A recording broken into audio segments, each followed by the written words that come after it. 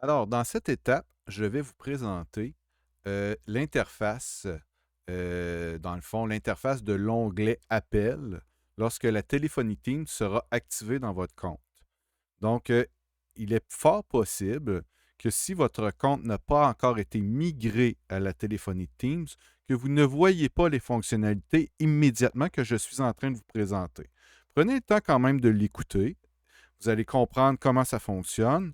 Et lorsque la formation sera complétée, donc chacune des étapes que vous avez à voir sera complétée, vous allez avoir le nom de la personne que vous devez contacter pour lui dire que vous êtes prêt à faire votre migration de votre compte de téléphonie normale vers la téléphonie Teams. Alors, partage d'écran, Télésino. On est rendu dans Teams. On va y aller rapidement. Donc, vous voyez, on a, là, si vous êtes des habitués de Teams, on a activités, conversations, nos équipes de travail. Si vous avez, on a un onglet devoirs là, pour les enseignants, si jamais vous l'utilisiez pour enseigner, faire des remises de devoirs, le calendrier et le fameux onglet appel. Dans l'onglet appel, on a quatre sections ici. Donc, numérotation rapide, contact, historique et messagerie vocale. Donc, numérotation rapide, si je clique dessus, c'est des contacts que je peux ajouter pour communiquer avec eux rapidement. Donc, j'ai un paquet de personnes de mon institution qui sont ici. J'ai seulement cliqué sur leur nom et je peux les appeler sans avoir à entrer leur numéro de poste. Par la suite, j'ai les contacts de l'institution que je peux aller retrouver ici et en utilisant l'outil rechercher, par exemple, si je vais appeler le directeur général du cégep de Thetford, de mon institution, je peux écrire Robert et aller sélectionner Robert Rousseau et le faire afficher et faire un appel à cette personne-là. Donc, ça ici, c'est pour aller chercher les contacts de mon entreprise. Donc, la fameuse liste téléphonique, quand tout le monde sera migré dans Microsoft Teams, va devenir un peu désuète parce que je vais pouvoir retrouver n'importe qui.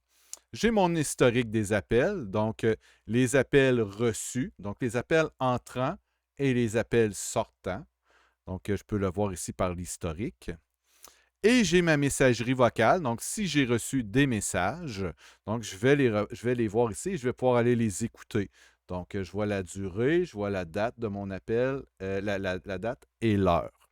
Donc, les quatre onglets que vous avez de besoin pour pouvoir gérer vos appels. Et bien sûr, vous voyez, moi, j'ai mon numéro de poste ici qui est écrit. Donc, vous aurez votre numéro de poste qui sera écrit ici. Et le clavier pour pouvoir passer un appel. Par exemple, je veux appeler une personne qui n'est pas dans ma liste ici, qui est dans un autre cégep, dans une autre entreprise. Donc, je vais venir inscrire son numéro de téléphone, le 418 555 3366 et je vais faire appeler.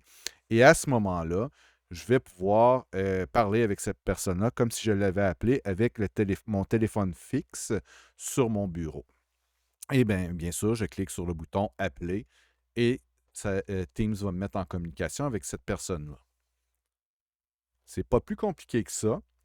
C'est les fonctions de base. Vous allez voir tout au long de la formation, ça sera des petites capsules très, très courtes.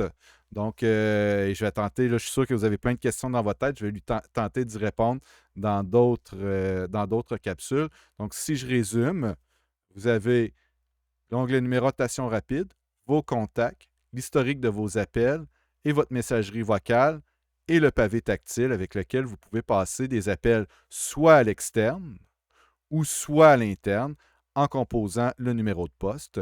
Une chose à retenir, si je reviens à mon partage d'écran, si je passe un appel à l'externe, je n'ai pas besoin de faire le 9 pour sortir.